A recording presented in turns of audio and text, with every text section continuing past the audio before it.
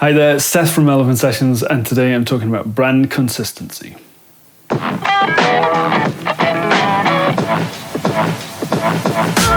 So, brand consistency enables your audience to instantly recognize who you are and what you're doing. This in turn makes you stand out, and it encourages engagement and builds trust with you and your audience.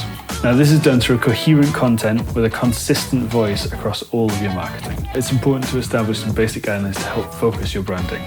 These can be split up into logo, color palette, images, fonts, and copy. So let's break this down. A good logo is instantly recognizable. Just think Nike, Adidas, any of those. If you have a good logo, it's immediately recognizable for your audience, and you can plaster it all over your merch and do loads of other stuff with it. Choosing something simple is best. So in Elephant Sessions, we didn't do this. We went with a logo that was incredibly complex. It's a skeleton elephant logo. It's a really dense, intricate design, which kind of stops you from doing things when you reproduce it.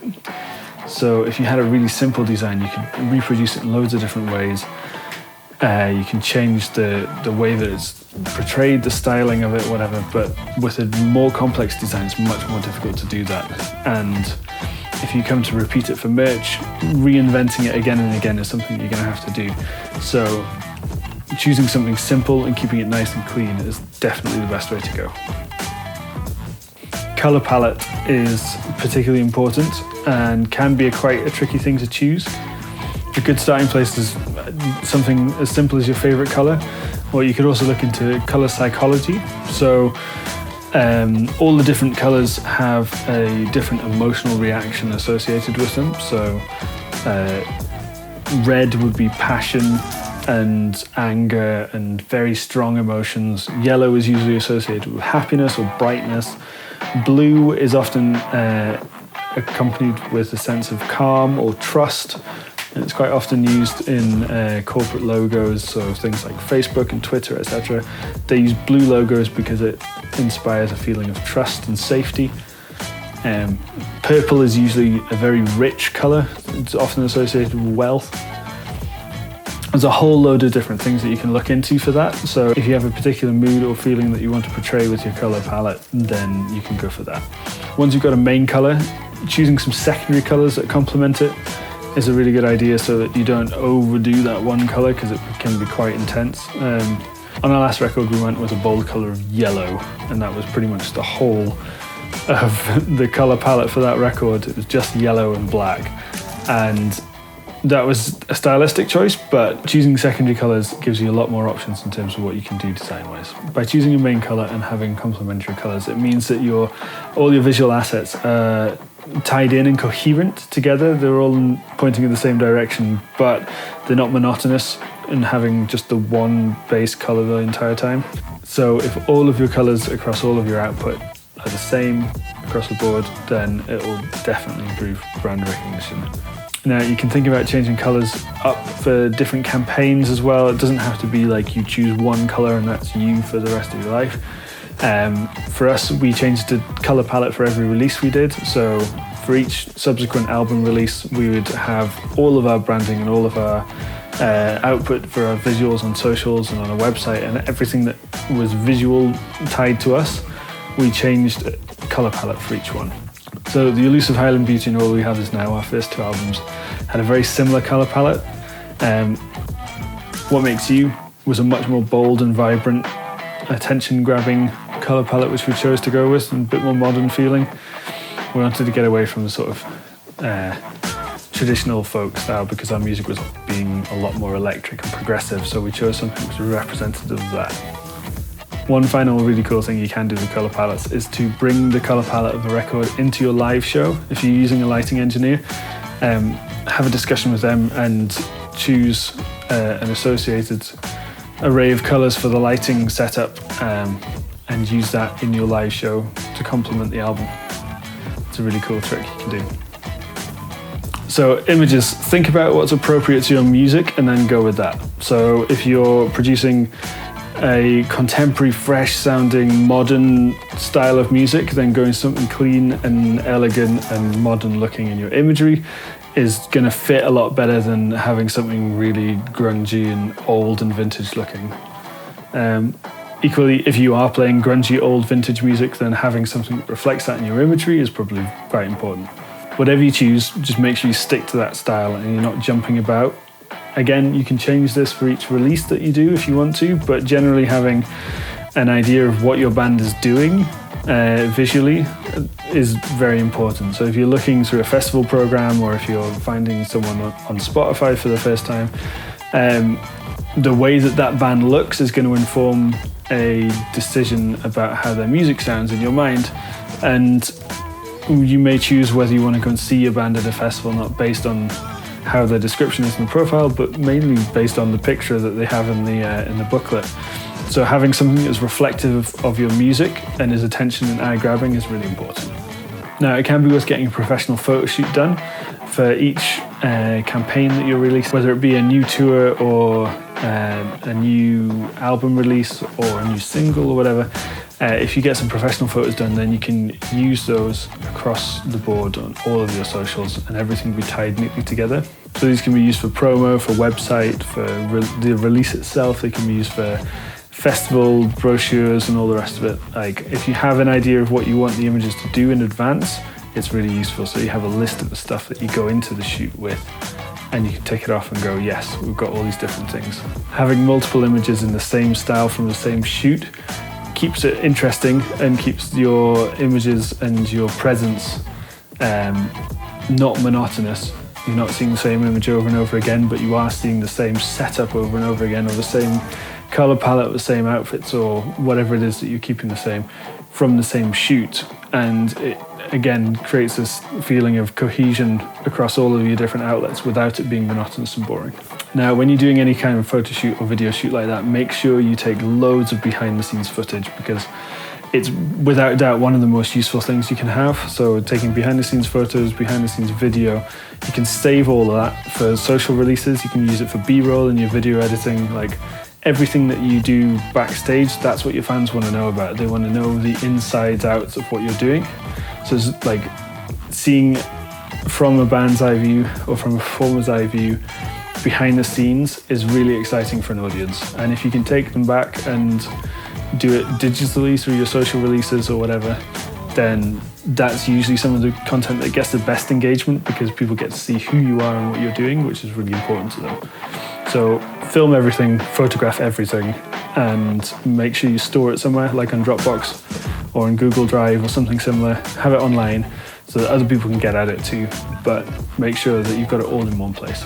Now, fonts are often overlooked, but they're actually a really, really important way of, again, establishing brand consistency.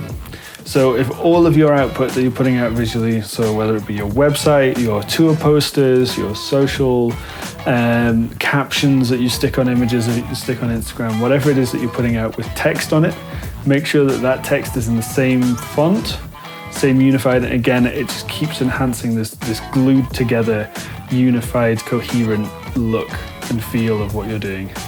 Fonts themselves can create a huge variety of different feels. So if you think about Comic Sans, that looks childish and simple. If you think about Old English, that looks kind of gothic and is often associated with metal or tattoos or whatever.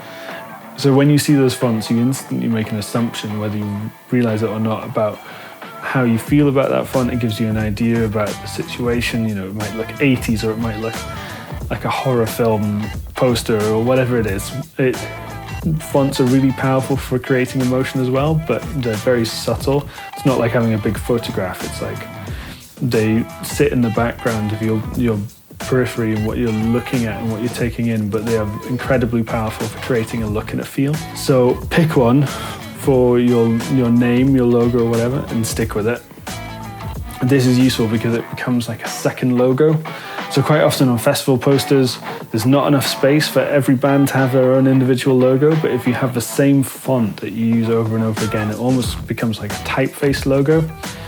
So people can pick you out and recognize you. And it's quite often that festival promoters will use your font specific to put it on the poster so that people can see who you are, and it gives a differentiation between the bands as well. This can be really useful as well for a solo artist or a duo or whatever who don't necessarily have a logo a visual logo, drawn logo. Having an identifiable text-based logo is really, really handy. Once you've got that, you need a secondary typeface, and these are often used for titles or for the copy that you write in your posters or whatever. That is also as equally as important as the first. It needs to be legible, it needs to be simple, but if you use the same thing across all of your output, then again, it just glues everything together and makes it look so pro and so clean, and it's great. Now, finally, and possibly most importantly, we're talking about copy. So copy is the output that you write, the written text that goes into your Facebook posts or your Instagram post or on your tour poster, all of those different things for your socials. Copy is the words that you write to go with it. Now, the tone of the copy is incredibly important when it comes to engaging with your audience. Consider who you're talking to and what feels right for your brand. If you're writing on behalf of a band, you might want to write in the third person. So you're talking about the band. First person, though, is often better because it's more directly engaging with whoever's reading it. It's not like you're addressing a large group of people, which you are, but you're doing it on a personal one-to-one level because you have a direct connection with the person who's holding the phone and reading your copy. It's usually one person reading it. So you're talking to them directly, and so if you do that in a manner which is like that, then it's incredibly engaging. It's like having a conversation. You'll get a lot of responses back from it. A solo artist might choose to be more conversational than a group, for example, but both can do it and both will get great responses from having a conversational manner. Whatever you decide to do, find your voice and find something that comes naturally to you and stick with it. Be consistent across all of your marketing presence. Because if you start writing in a very formal manner in one way and you're an incredibly chatty, conversational, rude person in another way, then that's going to be clashing and consistent. Both are fine, but make sure that you stick with one and you go with it. It can be a really, really good idea to plan ahead when you're doing any form of campaign. So compile a list of assets that you need beforehand. Before doing any form of photo shoots or video work or anything, make sure you have an understanding of the different things that you need to get when you go into those situations, and then you won't miss anything. And you have a huge library of stuff to draw on as a result of it. Once you've got all the things that you need to take, make sure you put them all on a shared online cloud-based platform like Dropbox or Google Drive. And that way you and anyone else involved with what you're doing, whether it be a manager, an agent, a festival promoter, other members of your band, everyone can have access to the things, and it's like having an online resource for people to get stuff that's directly related to you. And it means that anyone else who's putting promotion out about you, so it'd be a different promoter from a show, or if it's stuff that you're sending to a review or a publication of some kind, then you know that it's going to be how you want it to look when it goes out. It just keeps everything so tied together and so neat and pro looking, and it means that whenever anyone's looking at anything related to you, be it a Guardian newspaper review, to a Facebook post, to someone's retweeted something that you sent, or someone's found you in a festival program for the first time, if all of those things look the same, then connecting it together and making it instantly recognizable for people is so valuable. So in that online shared folder, make sure you've included logos, fonts.